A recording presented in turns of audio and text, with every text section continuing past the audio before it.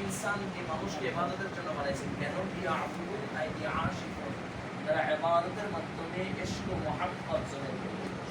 আল্লাহ তাআলার প্রেম জানে আর যার সাথে যার বড় মুহাব্বত যার সাথে যার যত প্রেম তার কথা তত বেশি প্রিয় তার কথা তত বেশি ঠিক তাই না তো আসলে আমরা ইবাদত থেকে দূরে সরে গিয়েছি বিধায় আল্লাহ তাআলা থেকে আমাদের সম্পর্ক অনেক দূরে চলে গেছে আমাদের দোয়াও কবুল হচ্ছে না এই জন্য আমল বেশি বেশি আমল করা দরকার যে আমলের চারটা আছে আমার মন বলে এভাবে যদি কেউ আমল করি আলহামদুলিল্লাহ সে আল্লাহর ওলি হয়ে দুনিয়া থেকে বিদায় নিয়েছে যেমনি ভাবে আমাদের থেকে বিদায় নিয়েছেন মরহুম আব্দুল জব্বার শিকদার সাহেব রাহমাতুল্লাহি আলাইহি আওয়াম মানুষ ছিল আলেম ছিল না আওয়াম মানুষ সাহারির সময় সাহারি খাইতে উঠা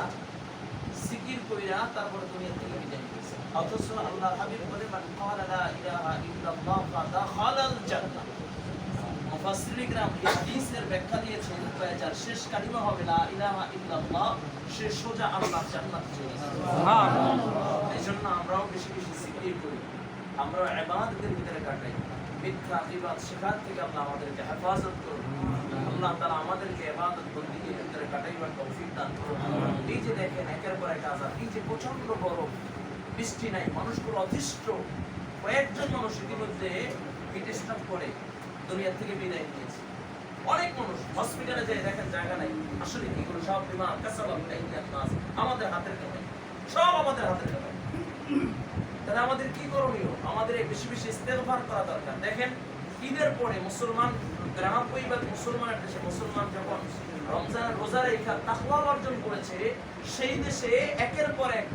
বাহির থেকে পরে গায়েবদেরকে আইনা বিভিন্ন কনসার্ট কইরা তারপরে গান বাজনা কইরা একের পর এক গুনার ভিতরে লিপ্ত হচ্ছে ঠিক কি না শুধু কি তাই একের পর এক গুনার ভিতরে আমরা লিপ্ত হয়ে যাচ্ছি